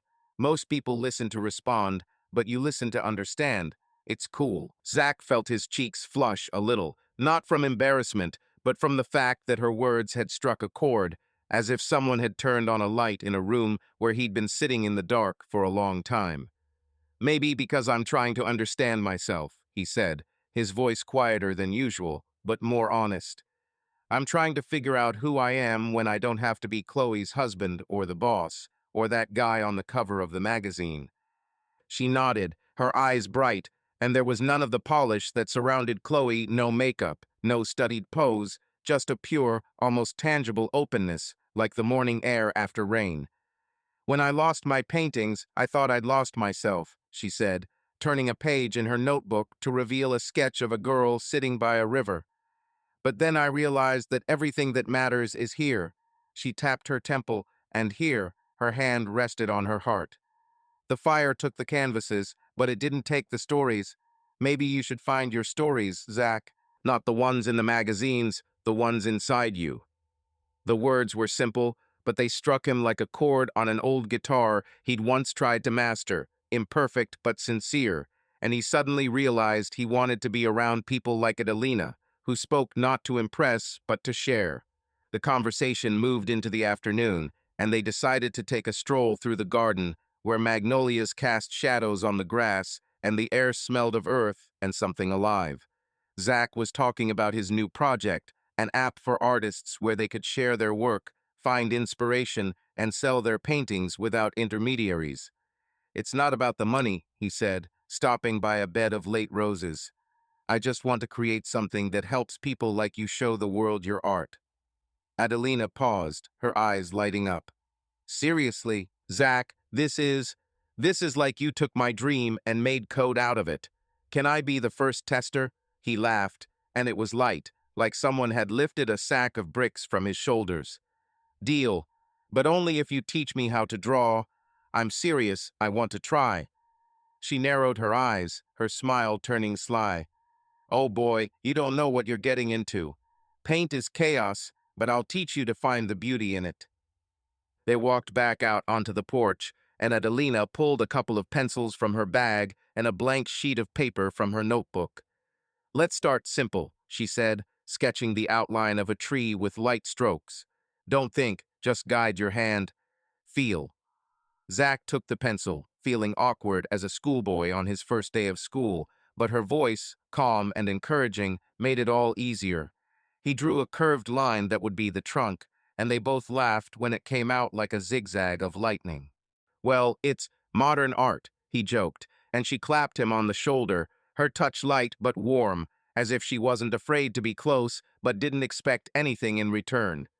The moment the laughter, the pencil in his hand, her voice guiding him was so alive, so real, that Zach forgot for a second about Chloe, about Mark, about the cracks in their marriage that was now called an open marriage, but was really something else, something he couldn't yet name. Meanwhile, Chloe was in her studio, but her mind was somewhere between Nashville and LA, between Zach and Mark, between who she was and who she wanted to be. She stood at her desk, sorting through fabric swatches for her new collection, but her hands were moving mechanically, as if her body was on task and her mind was elsewhere. The morning had started with a text from Mark. I need you in LA, Chloe. Not for the show, but for life. Think about it. She didn't answer, but the words played in her head like a melody that was impossible to forget. Mark was a flash bright, fast, full of energy that made her feel like the Chloe who danced at parties in Boston, unconcerned about bills or deadlines or reputation. But Zach was her anchor, her home, even if that home now felt empty. Their conversation about an open marriage, his calm, I won't keep you, cut her deeper than she expected, because there was no anger in his words, only weariness, as if he had already let her go without even leaving. She called Sarah, her friend, and they met at a cafe in Green Hills where they were serving cheesecake, which Chloe loved, but today even that tasted bland. Sarah, I don't know what to do, she admitted, stirring her tea, which had grown cold. Zach proposed an open marriage, and I said yes, but that's not freedom. It's like we're already divorced and we haven't said it out loud. Sarah, cutting into her dessert, looked at her with the directness that had always been her trademark. Sweetheart, you're both afraid of the truth. You flirt with Mark because he gives you sparks, but that's not love, that's nostalgia. And Zach, he seems to be searching for himself already, and you're not necessarily in the equation. Chloe nodded, feeling her throat tighten. I don't want to lose him, she said quietly, but I don't know how to get back what we had. Or should it be returned? Sarah shrugged. Maybe it's time to ask yourself what you want. Not for the business, not for the public, but for Chloe, who once ate pizza on the floor with Zach and laughed until she cried. That evening, Chloe returned home earlier than usual and found Zach on the terrace, a cigarette in his hand, which still seemed strange to her, as if he had become a different person when she wasn't looking. She came out to him, holding a glass of wine, and sat down opposite him, her dress, simple but elegant, rustling slightly in the breeze. Zach, I saw a guest at the cottage, she said, her voice neutral but with a hint of curiosity. Who is she? Zach stubbed out his cigarette, looking out at the city lights. Adeline, the waitress at the cafe. Her room burned down, so I offered to let her stay in the guest house. She's a good person. Chloe nodded, her fingers tightening around her glass. It's good that you're helping, she said, her voice soft but uncertain. You've changed, Zach. The cigarette's that calm look. What's going on? He looked at her, his eyes clearer than ever. I'm trying to find myself, Chloe. Not for you, not for us, but for me. And you. Have you found what you were looking for? She was silent, looking out at the lights of Nashville, her heart beating unevenly as if it were trying to find a rhythm it hadn't had in a long time. I don't know, she finally admitted. Mark calls and texts and makes it easy, but this isn't it. I want, I want to feel alive, but I don't know where to find it with you, with him, or even alone. Zach nodded, and there was no judgment in his gaze, only an understanding that scared her more than his anger. Then let's be honest, he said. This open marriage isn't freedom, it's a delay. We either fight for ourselves or let each other go. But I don't want to be your backdrop, Chloe, and I don't want you to be mine. The words were like the wind sweeping away leaves, revealing the bare earth, and Chloe felt her eyes fill with tears, but she didn't cry because she knew he was right. They sat in silence, looking out over the city, and the silence was more honest than their marriage had been in years. Zach thought about Adeline, about her drawings, about how her honesty made him remember who he was, and how he wanted to be the man who wasn't afraid to live, even if that meant living without Chloe. Chloe thought about Mark, about his words, about how he made her feel wanted, but also about Zach, about how his reliability was her anchor, and how she was afraid of losing him, but even more afraid of losing herself. Their marriage was on the line, and it wasn't a question of whether she would choose Mark or he would choose Adeline, but whether they could choose themselves without tearing down everything they'd built. Night had settled over Nashville, so deep and quiet that even the city lights, flickering in the distance, seemed muted, as if someone had thrown a thin blanket over them. Zach sat on the porch of the guest house where Adeline now lived, a bottle of bourbon in his hand, not the fancy stuff, just local, bought at the supermarket, because he didn't want to pretend to be a guy on the cover of a magazine today. The air smelled of magnolias, and a little smoke. Adeline had lit a small fire in a metal bowl she'd found in the shed behind the house, and the flames danced, casting a warm glow on her face. She sat across from him, wearing an old sweater that was a little too big for her and jeans that were worn not for fashion's sake, but from life. Her hair, dark and slightly disheveled, fell around her shoulders as she tossed a branch onto the fire, watching the sparks fly up to the stars. You know, Zach, she said, her voice soft as a whispering wind, I always thought that fires were like life. They're bright, but short-lived, and if you don't keep adding wood, everything goes out. But even ashes are warm if you know how to keep them. Zach watched her, feeling her words settle in him like ash after a fire, not heavy but meaningful. He took a sip of his bourbon. The taste was sharp but honest like hers. Do you always talk like that? He asked, his voice low and slightly husky with exhaustion. Like you're painting with your words. Adelina laughed, a light, bell-like laugh that held none of the polished manner he was accustomed to hearing from Chloe or anyone around her. Maybe because I don't lie, she said, drawing her knees up to her chest and looking at him across the flames. When you paint, you have to see the truth, the lights, the shadows, everything. And it's the same with people. You, Zach, you're looking for the truth too, aren't you? You just don't know where it is yet. He nodded, feeling her gaze, direct and open, peeling away layers of him, not his wealth, not his success, not his role as Chloe's husband, but everything he'd put on over the years to seem worthy. He hadn't come here today because he'd planned it, but simply because he didn't want to be at home, where the silence between him and Chloe had become louder than any words. After their conversation about an open marriage, after she'd admitted that she was lost and that he didn't want to be her backdrop, they'd both been frozen on the edge of a precipice, unable to leap or retreat. And now here he was, with Adeline by the fire, where everything seemed simpler than it had been in his marble living room with its designer lamps. I'm tired of being who people think I am, he said, staring into the fire where a branch had snapped and thrown out a shower of sparks. A husband, a boss, a millionaire. I want to be just Zach, but I don't know who the hell it is. Adelina leaned closer, her elbows resting on her knees, and her eyes caught the firelight, turning them almost gold. You're the guy who came to pick me up at the coffee shop when I was homeless, she said, her voice firm but soft, as if she were painting his portrait rather than just speaking. You're the one who listens to my stories about Memphis without rolling your eyes and laughs at my crooked sketches, even as you draw them like a drunk cowboy drawing lightning. You're alive, Zach, even when you're sad, and I like that. Not because you have a lot of money or a big house, because you don't lie. The words hit him like a warm wave, washing away the dust from something he'd long forgotten about himself. He suddenly felt like he wasn't a trophy or Chloe's shadow or a programmer solving problems for the sake of other people's applause, but a man, just a man whose presence was important to someone, unconditionally.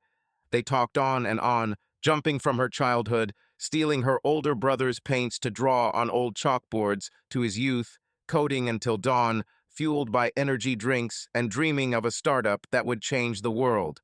The fire in the bowl crackled, and the night grew deeper, but neither of them were in any hurry to end the conversation. At one point, Adelina stood up, stretched, and said, "Want to go inside? It's cold, and I have some tea I saved from the fire. It's not bourbon, but it's still good." Zach smiled, feeling her lightness infectious, and followed her into the guest house.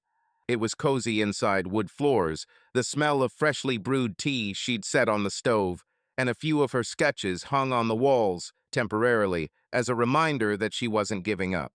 She poured tea into 2 ceramic mugs, one with a chipped edge, and sat down across from him at the small table, her knee accidentally brushing against his under the table, but she didn't move away, and neither did he. "You know," she said, stirring her tea with a spoon, "when everything burned down, I thought I'd lost myself. But you gave me a place to start over. And I don't mean this house, although it's great. I mean, this," she gestured at the space between them, "conversations where I don't feel like a waitress or a loser who's lost everything." Zach looked at her, his heart beating a little faster, not from passion, but from how easily and naturally she saw him, not through the prism of his bank account or his marriage, but as the man sitting across from her, bourbon on his lips and longing in his eyes. "You're not a loser," he said, his voice firm, as if he were defending himself as well as her. "You're fighting, Adelina, and that makes me want to fight too. Not for the business, not for the marriage, but for myself." She smiled, and there was something in her smile he hadn't seen in a long time, not calculation, not expectation, just warmth, like a fire that still burned despite the wind. They finished their tea, and Adelina offered to look at her old notebook, which had survived the fire. They sat on the couch, shoulder to shoulder, leafing through the pages of her drawings: rivers, the streets of Memphis, the faces of the people she'd met. Her fingers occasionally brushed his arm as she pointed out details, and the touches weren't casual, but they weren't intrusive either, as if she were testing whether she could be closer. Zach didn't pull away, not because he was looking for romance, but because her closeness was honest, without the gloss that surrounded his life with Chloe. At some point, she looked up, and their gazes met, long, wordless, but full of something that didn't need to be explained. "I like being with you," she said quietly, her voice almost a whisper, as if she were afraid to spoil the moment. "Not because you're rich, because you're alive, even when you're sad." The words were like a key that unlocked something in him, not passion, but a sense that he was finally a man, not a trophy, not a shadow, but someone whose heart beat for more than just commitment. He leaned closer, and their lips met, not in a rush of passion, but in a quiet, almost timid kiss that was more about intimacy than desire.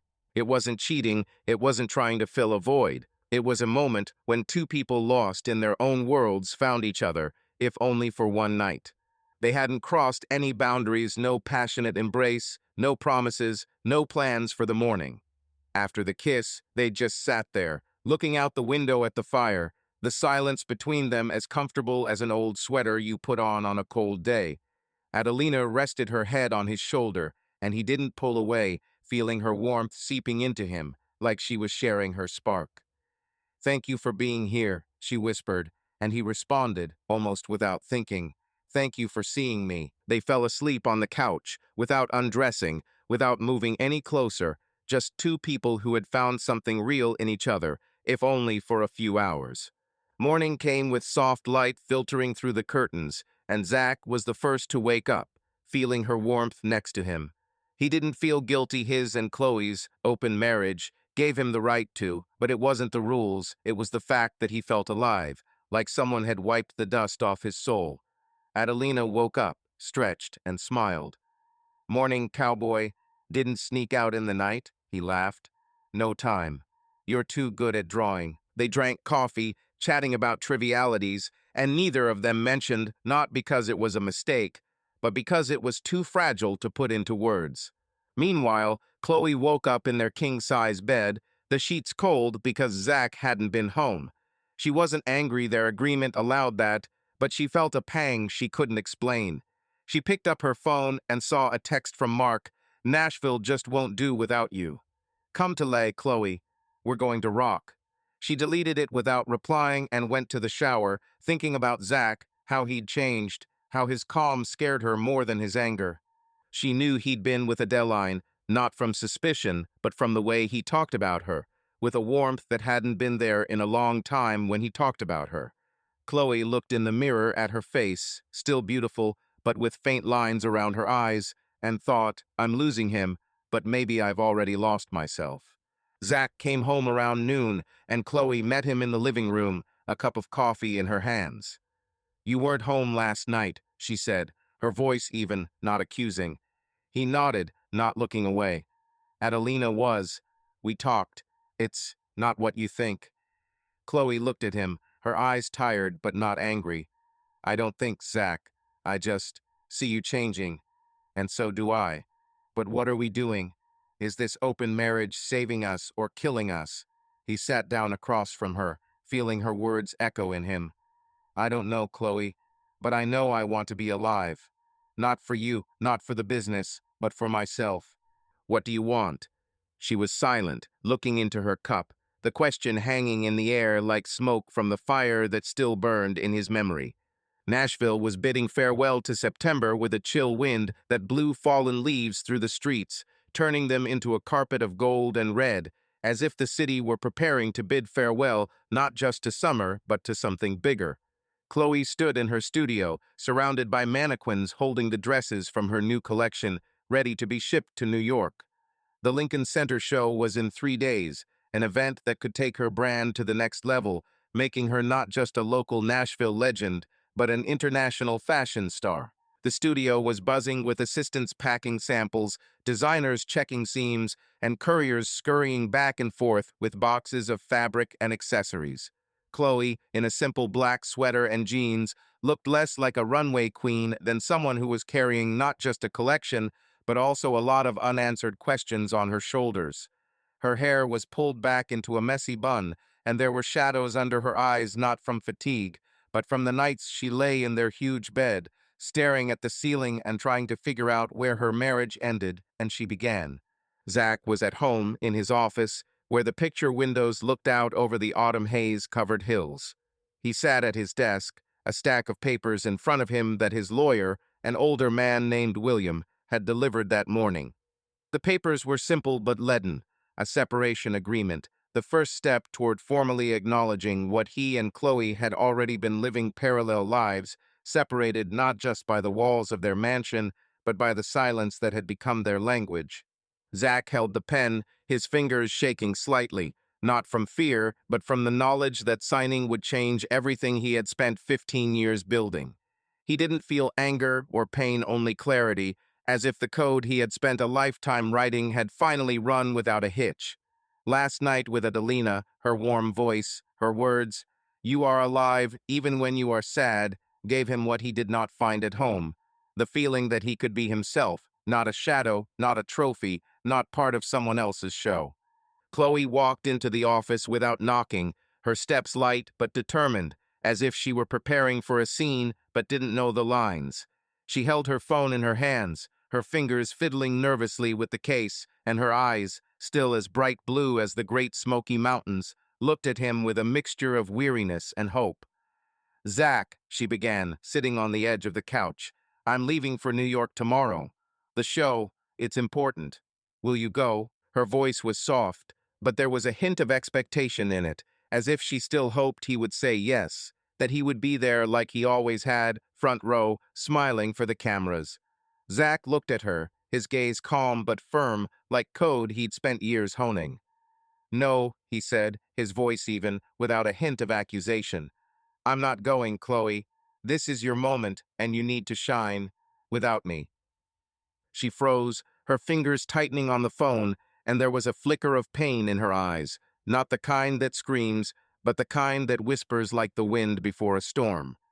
You don't love me? She asked, her voice breaking, and in that moment she wasn't a fashion star, not a face of a magazine, but simply Chloe, the girl from Boston who had once laughed at his jokes and dreamed of a future together.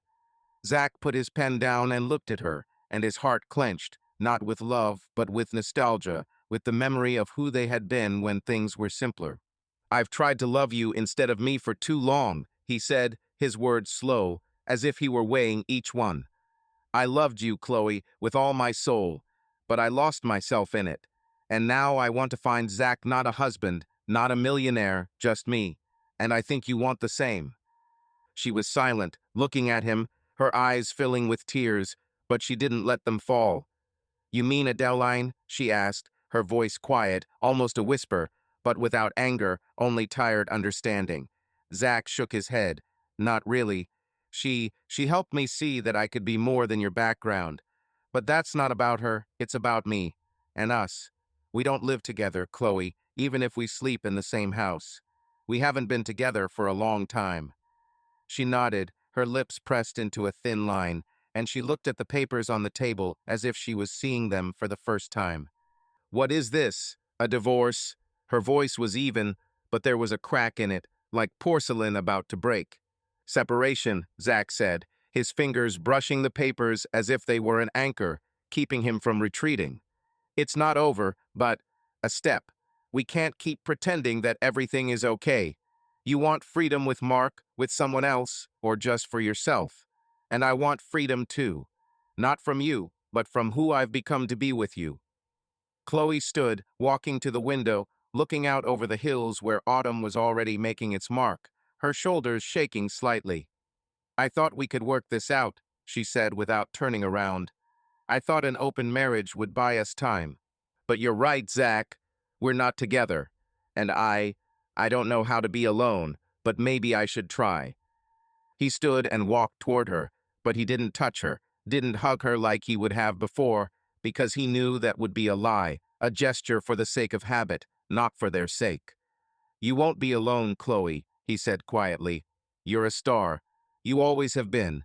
But I can't be your companion anymore. I want to be my own son. She turned, her eyes wet, but there was something new in them, not pain, but determination, as if she, too, were beginning to see the truth. You were always the son, Zach, she said, her voice soft but sincere. I was just too bright for you to notice.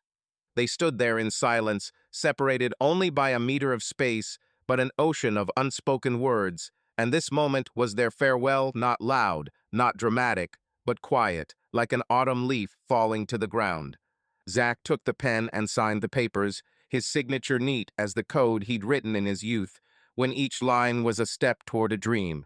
He handed them to Chloe, and after a long pause she signed hers too, her hand shaking but unwavering. I wish you happiness, Zach, she said, handing them back. I really do. He nodded. And I wish you happiness, Chloe. Shine in New York. You were born to do this. She smiled, a small but real smile, and walked away, her footsteps echoing in the empty house like the final chord of a song they'd long since stopped singing together. The next day, Chloe flew to New York. Lincoln Center was packed journalists, fashion critics, bloggers, celebrities. Everyone was waiting for her collection, and she walked out on the runway at the finale, wearing a dress the color of the night sky, her eyes shining, not for the cameras, but for herself. She felt alive, not because the crowd was applauding, but because for the first time in years, she was alone, not Chloe Harper, Zach's wife, not one half of a perfect couple, but simply Chloe, a woman making her own story. Mark was there, in the front row, his smile the same bright, Hollywood smile, but she looked at him and realized that she didn't want to be his muse, she didn't want to be anyone else's. She wanted to be hers. Zach stayed in Nashville. He drove to the coffee shop where Adeline worked and found her behind the counter, wiping glasses, the same genuine smile that made him feel alive. "Hey, cowboy," she said, setting a latte with a star-shaped foam topping in front of him. "You look freer." He smiled, feeling for the first time in a long time that it wasn't a mask. "Maybe I am. I signed the papers. Chloe and I are, starting over, but apart." Adeline nodded, her eyes warm, non-judgmental. "That's brave, Zach. Starting over is like a new canvas. What are you going to paint?" He laughed at her and said, "I don't know yet, but maybe you could teach me how to hold a brush." She narrowed her eyes, her smile sly. "Only if you're not afraid to get dirty." They talked for the rest of her shift, and Zach sensed that this conversation wasn't about love or romance, but about finding yourself, step by step, in a city that sang its songs while he was learning to sing his. Chloe, in New York, stood on a hotel rooftop, looking out at the lights of Manhattan, and thought about the same thing about herself, about how age teaches you to appreciate not only passion but also peace, and about how her final show was not just for the public, but for herself, the Chloe who was ready to live, not pretend. Fall had finally arrived in Nashville, and the city was awash in gold and crimson, as if an artist had spilled paint on a canvas without bothering to frame it. Zach stood in the empty living room of his mansion, where the echo of his footsteps was louder than the memories. The furniture was covered with sheets and boxes of personal belongings, his books, his old vinyl records, a pair of scuffed Converse he hadn't worn since college were waiting in the corner, ready for him to move in. He had rented the house out through an agency, signing a contract with a young family who dreamed of suburban life, magnolias, and a porch to drink coffee on in the morning.